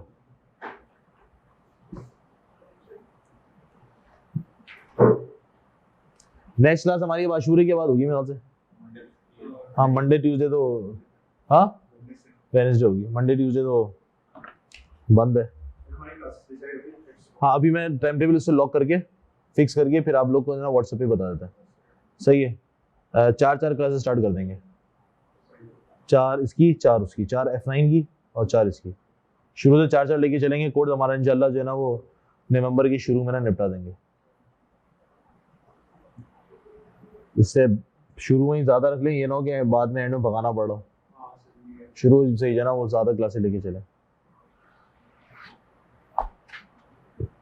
चले सर क्वेश्चन नंबर 6 सर क्या क्या रहे क्वेश्चन नंबर 6 के अंदर? Compute variable cost, total cost, compute total variable, total fix और टोटल कॉस्ट। सर कंप्यूट कैसे करेंगे वो मैं आपको सिखाऊंगा। आप सिर्फ ये 1 2 3 4 5 7 ये 7 बुलेट पढ़ के सिर्फ ये आइडेंटिफाई कर लो कि ये वेरिएबल कॉस्ट है या फिक्स कॉस्ट है, बस ये आइडेंटिफाई कर लो, कंप्यूट मैं करवाऊंगा। चलिए सर स्टार्ट करें, ठीक है जी, सही आप लोग बताते रहना, मैं करता रहूंगा। सर पहला, हथियार limited has provided the following information. Raw material cost ₹400 per unit. Sir एक यूनिट बनाने पे रॉ मटेरियल कितना है? 400। वेरिएबल के फिक्स, यहीं पे फैसला कर लो। Variable cost. Total unit produce during the year. Sir during the year हमने कितना यूनिट प्रोड्यूस किए हैं? 5000। चलें सर बताइए, पहला रॉ मटेरियल आपने कितने यूनिट प्रोड्यूस किए हैं? 5000 मल्टीप्लाई बाय एक यूनिट बनाने के लिए रॉ मटेरियल, डॉलर लिखना उसका, $400 का कितने मल्टीप्लाई भी करते हैं sir?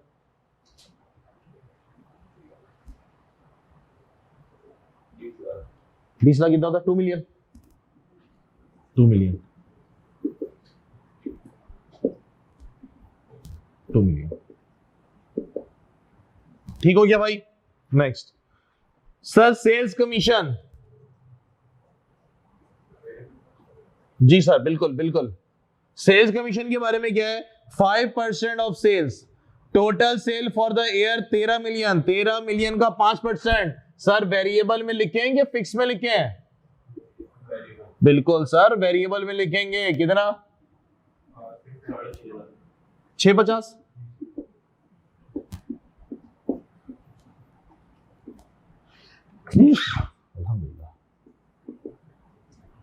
Next insurance cost during the year.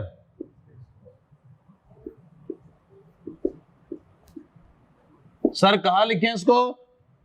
Come unit बनाओ या ज्यादा यूनिट बनाओ, कोई फर्क नहीं पड़ने वाला। 2.5 लाख का। भाई सही जा रहा हूं मैं? सर डेप्रीसिएशन आ गए इसके बाद काफी सारे।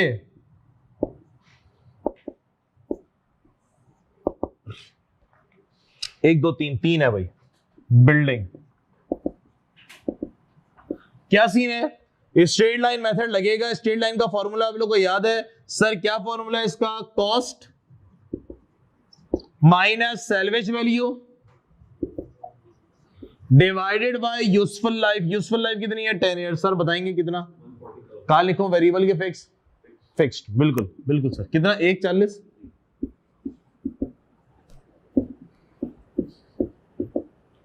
Next furniture. जी सर फर्नीचर मेथड कौन से मेरे पास? रिड्यूसिंग वाला मेथड। फॉर्मूला आप लोग को पता है क्या है जनाब? Cost minus accumulated depreciation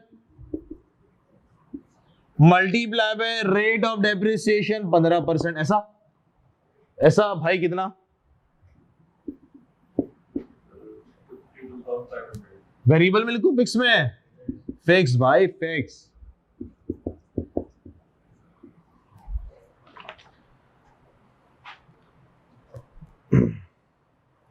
plant and machinery का डेप्रिसिएशन शॉर्टकट लिख रहा हूं PNM। कैसे कैलकुलेट करते हैं? Unit output method. Sir method क्या था? Cost minus salvage value,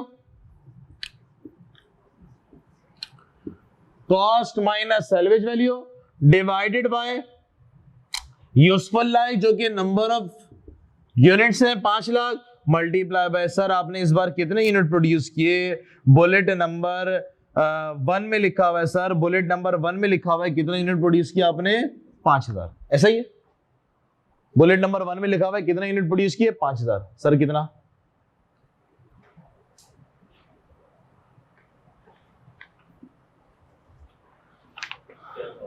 variable में लिखो फिक्स में लिखो? वेरिएबल भाई वेरिएबल।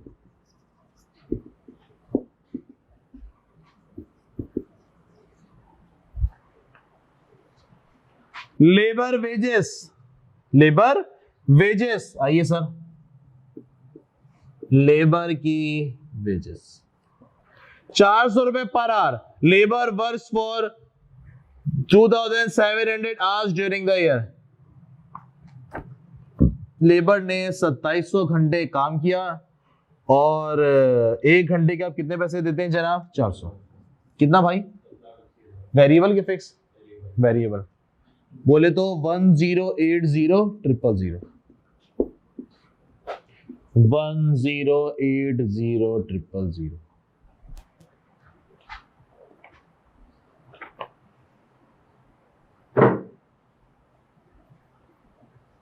फिट है सर। फ्यूल कॉस्ट क्या फरमा रहे हैं फ्यूल कॉस्ट में? 20 रुपए पर litre. Total fuel use during the year 4500 litre, और 1 लीटर की कॉस्ट कितनी है? $20। कितना? वेरिएबल में, फिक्स में? वेरिएबल में। बिल्कुल सही, बिल्कुल सही।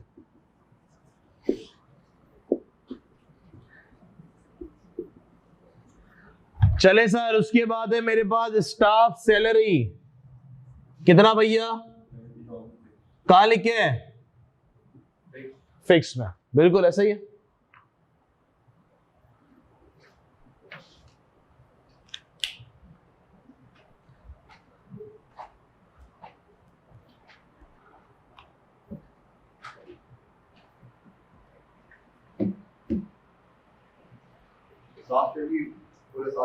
यस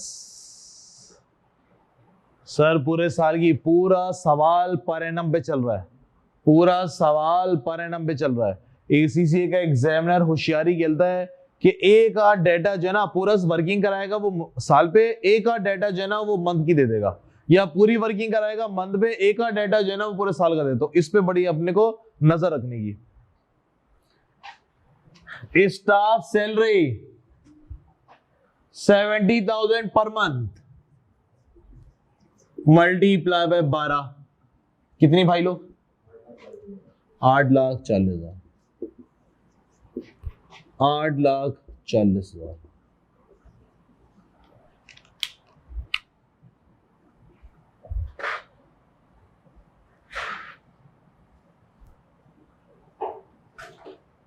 चले सर, वेरिएबल को ऐड मारे, फिक्स को ऐड मारे और टोटल को ऐड मारे। चले सर, मुझे टोटल बताएंगे भाई लोग, इसका टोटल बताएंगे। 383,00,00। 1 2 3 1 2 3 ये बताएं भाई, दोबारा बोलिए। 1282,500। 128, ये बताइए।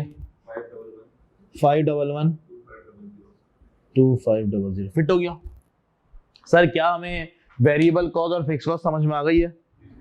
क्या हमें वेरिएबल कॉस्ट फिक्स कॉस्ट आ गई है? सर यकीन करें, आपका जो अगला चैप्टर है सीवीपी वो आसान हो गया। ये समझ में आने के बाद आपका सीवीपी का चैप्टर इंतहाई आसान। सीवीपी के चैप्टर में सारे खेल ही जो है ना वेरिएबल और फिक्स कॉस्ट का है, इसीलिए हमने जो है ना आज की क्लास के ऊपर लगाई है। चले सर, एक छोटा सा और कॉन्सेप्ट डिस्कस करते हैं, फिर अपनी क्लास इख्तिताम करते हैं। हमारे पास बेसिक कॉन्सेप्ट्स में एक कॉन्सेप्ट रह गया प्राइम कॉस्ट का। बेसिक कॉन्सेप्ट के अंदर हमारे पास एक कॉन्सेप्ट है प्राइम कॉस्ट का, और एक कॉन्सेप्ट है मेरे पास जनाब कन्वर्जन कॉस्ट का। एक कॉन्सेप्ट है मेरे पास प्राइम कॉस्ट का और एक कॉन्सेप्ट है मेरे पास कन्वर्जन कॉस्ट। सर कॉन्सेप्ट समझ लेते हैं, होती क्या, बहुत आसान है भाई। प्राइम का मतलब क्या है सर? प्राइम का मतलब क्या है? बेसिक कह सकता हूं। मतलब प्राइम कॉस्ट का मतलब वो कॉस्ट, वो चीजें जिसके बगैर आप प्रोडक्शन का सोच भी नहीं सकते। प्राइम कॉस्ट का मतलब वो कॉस्ट, वो चीजें जिसके बगैर आप प्रोडक्शन का सोच भी नहीं सकते। अच्छा जी सर, किसी भी चीज को तैयार बनाने के लिए 3 चीजें चाहिए, कौन कौन सी? Direct material, direct labour, factory overhead. Agree करते हो? किसी भी चीज को तैयार करने के लिए, मैन्युफैक्चरिंग के लिए 3 चीजें चाहिए, कौन कौन सी? डायरेक्ट मटेरियल, डायरेक्ट लेबर और फैक्ट्री ओवरहेड। मैंने बोला सर कौन सी चीज ऐसी है जिसके बगैर आप प्रोडक्शन का सोच भी नहीं सकते? अगर आपके पास मटेरियल है, अगर आपके पास मटेरियल नहीं है तो क्या आप प्रोडक्शन का सोच पाएंगे? नहीं सर, मैं मटेरियल का सोच भी नहीं पाऊंगा। तो नंबर 1, डायरेक्ट मटेरियल आपका बेसिक एलिमेंट है किसी भी प्रोडक्शन का, कह सकता हूं, कह सकता हूं। दूसरा, सर आपके पास मटेरियल है, आपने जो है ना वो कॉटन, लेट्स सपोज टेक्सटाइल है, आपने रुई कॉटन लाके खरीद दी। सर क्या फैक्ट्री भी लगी हुई है, क्या कपड़ा बन जाएगा? नहीं सर, आपको किस दूसरी बेसिक चीज की जरूरत है? मजदूर होगी। अगर मजदूर नहीं है तो क्या प्रोडक्ट बना पाएंगे? नहीं सर। डायरेक्ट लेबर भी आपकी बेसिक चीज होती है, प्राइम। आपने गारमेंट इंडस्ट्री लगा दी। सर गारमेंट इंडस्ट्री में क्या होता है, कपड़ा सिलता है। सर मजदूरी नहीं है सीने वाले, हर बंदा तो नहीं सी सकता ना, सिलाई भी तो एक स्किल लेबर है, हर बंदा तो नहीं सी सकता, तो हम इसको क्या बोलेंगे सर, आपकी प्राइम कॉस्ट। डन है, फिट है। नेक्स्ट नेक्स्ट नंबर 3, हमने बोला जनाब आपका प्रिंटिंग हाउस है, प्रिंटिंग हाउस आप किताबें छापते बेचते हैं। हमने बोला सर एक बहुत ही मशहूर किताब लिखने वाले ने किताब मार्केट में उसकी आती है और बिक जाती है, आप प्रिंटिंग हाउस वाले ने किताब बना के छापना शुरू कर दी, क्या ऐसे ही किताब बना के छाप सकते हैं? नहीं सर, आपको उस बंदे से परमिशन लेनी पड़ेगी जिसकी किताब है, जिसने मेहनत करके किताब लिखी है। ऐसा वो आपको परमिशन देगा, बिल्कुल देगा, लेकिन उसके अगेंस्ट वो आपसे क्या चार्ज कर रहा होगा, रॉयल्टी चार्ज कर रहा होगा। क्या उसके बगैर आप कॉस्ट कर सकते हैं? नहीं सर। आप दुनिया की सबसे बड़ी आपके पास कंपनी है जमीन से तेल निकालने वाली, एक्सन मोबाइल, दुनिया की सबसे बड़ी कंपनी है, पाकिस्तान में आके क्या ऐसी काम शुरू कर देगी? नहीं सर, इनको गवर्नमेंट ऑफ पाकिस्तान से लाइसेंस लेना पड़ेगा और फिर उसके ऊपर कॉस्ट इंकर करनी पड़ेगी। कौन सी वाली? एक बैरल निकलता जाएगा, गवर्नमेंट ऑफ पाकिस्तान को भी कुछ ना कुछ पैसे देने पड़ेंगे, जिसको हम क्या बोलते हैं, प्राइम कॉस्ट। एग्री करते हैं? जिसको हम क्या बोल रहे होते हैं, डायरेक्ट एक्सपेंस। इन तीनों कॉस्ट को मिला के बोलेंगे, इन तीनों कॉस्ट को मिलाकर बोलेंगे तो हम क्या बोलेंगे, प्राइम कॉस्ट कह सकते हैं। इसके बगैर आप प्रोडक्शन सोच भी नहीं सकते। फिट हो गया? फिट हो गया? आगे सर कन्वर्जन कॉस्ट क्या होती है? कन्वर्जन कॉस्ट क्या होती है? बोले तो वो कॉस्ट जो आपके मटेरियल को, बोले तो रॉ मटेरियल को फिनिश गुड्स में कन्वर्ट कर दे। हम लोगों ने इन्वेंट्री डिस्कस की थी ना? नहीं की थी हमने इन्वेंट्री को डिस्कस? कभी करेंगे।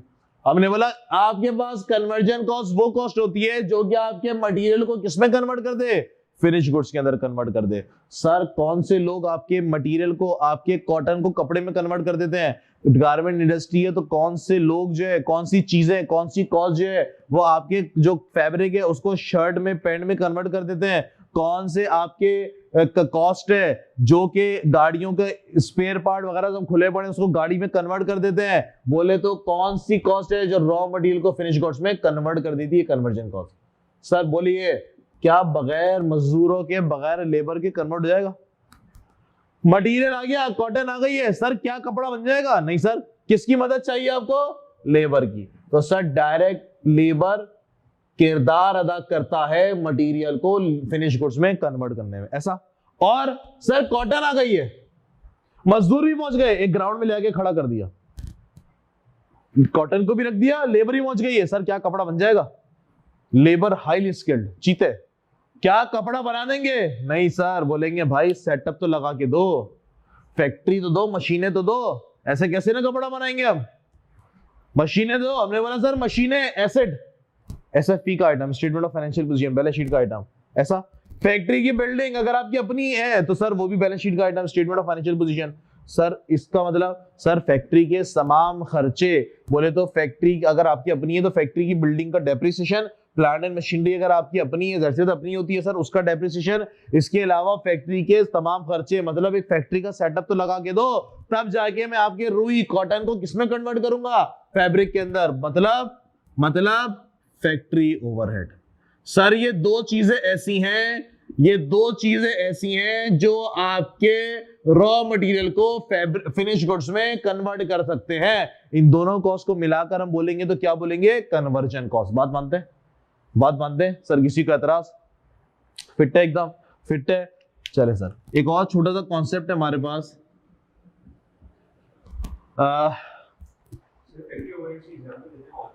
फैक्ट्री ओवरहेड की। हमने बोला सर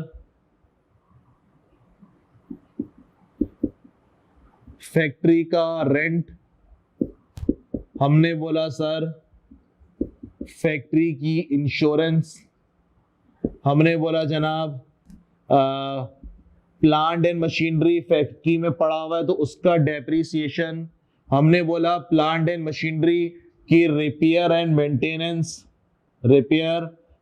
मेंटेनेंस, हमने बोला जनाब बिजली गैस पानी का बिल, बोले तो यूटिलिटी का बिल, ऐसा। हमने बोला सर फैक्ट्री का प्रॉपर्टी का टैक्स, हमने बोला जनाब फैक्ट्री के फैक्ट्री का जो सिक्योरिटी गार्ड है उसकी तनख्वाह फिट है? Indirect cost. चलिए सर एक बात और करते हैं और फिर अपनी क्लास को एंड की तरफ लेके चलते हैं।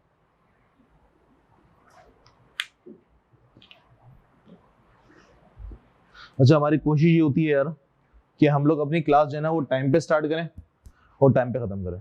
ठीक है जी। तो आप लोग भी क्लास स्टार्ट होने से 5-10 मिनट पहले आ जाया करें ना। ठीक है जी। मैं टाइम पे आ रहा हूँ, मेरी कोशिश होती है कि मैं क्लास से भी 5 मिनट पहले आ जाऊँ ताकि हमारे जो भी 2-3 घंटे की क्लास है वो इफेक्टिव रहे।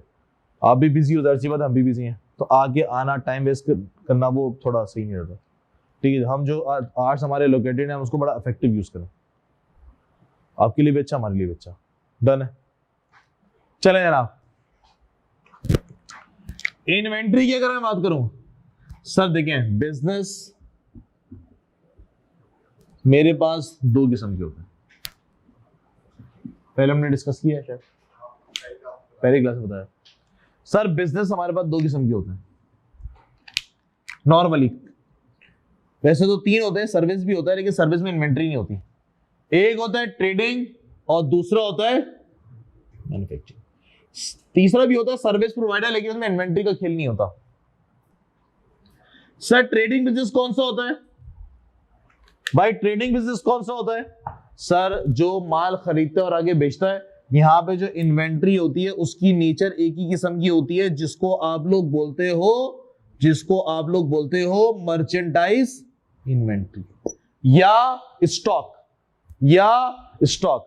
लेकिन जो मैन्युफैक्चरिंग है सर, उसमें इन्वेंट्री 3 किस्म की होती है। एक तुम्हारा रॉ मटेरियल, या जिसको सिर्फ मटेरियल बोला जाएगा, जिस चीज से प्रोडक्ट बनाया जाता है। दूसरा सर प्रोडक्ट बन रहा है, भी कॉटन है, रॉ मटेरियल है सर, वो मशीनों में चला गया, आधा धागा बना हुआ आधा कॉटन है, आधा धागा बना हुआ आधा कॉटन, महीना एंड हो गया, मशीनों के अंदर है वो। सर क्या वो तुम्हारी इन्वेंट्री नहीं है? बिल्कुल है सर, इन्वेंट्री बिल्कुल इन्वेंट्री है। उसको हम लोग क्या बोलते हैं? Work in process. माल तैयार हो गया, बिकने के लिए रेडी है, इसको आप क्या बोलेंगे? Finish goods. हमारे पास मैन्युफैक्चरिंग के अंदर 3 इन्वेंट्री है, raw material, work in process और फिनिश गुड्स। सर इसके साथ हमारी बेसिक कंप्लीट हुई। इसके अंदर मैंने कुछ सवाल रखे हैं कॉस्ट ऑफ गुड्स सोल्ड के, सही, वो भी हम अटेम्प्ट नहीं करेंगे, वो हम करवाएंगे बाद में जब इससे कंसर्न चैप्टर है। हमारे इतना चैप्टर हो गया, इतना हमने पढ़ लिया कि हमें F2 की MA की याद ताजा हो गई है। सही जी। अब हम लोग अपना पहला चैप्टर स्टार्ट कर पाएंगे, तो अब हमारा अगला चैप्टर स्टार्ट होगा जनाब, ब्रेक इवन CBP एनालिसिस, पहला चैप्टर। ओके जी। उसके हम लोग सवाल करेंगे, स्टार्टिंग करेंगे हम लोग कॉन्सेप्ट से, उसके छोटे नन्हे मुन्ने सवाल करके थोड़ी अंडरस्टैंडिंग बिल्डअप होगी, लॉन्ग क्वेश्चन करेंगे और फिर हम MCQs की तरफ जाएंगे। ठीक है जी। चलिए इंशाल्लाह 9-10 मॉर्निंग को तो हमारी क्लास नहीं है, मंडे ट्यूसडे को। सही जी। नेक्स्ट क्लास में फिर आप लोगों से मुलाकात करेंगे। ठीक है जी। अल्लाह।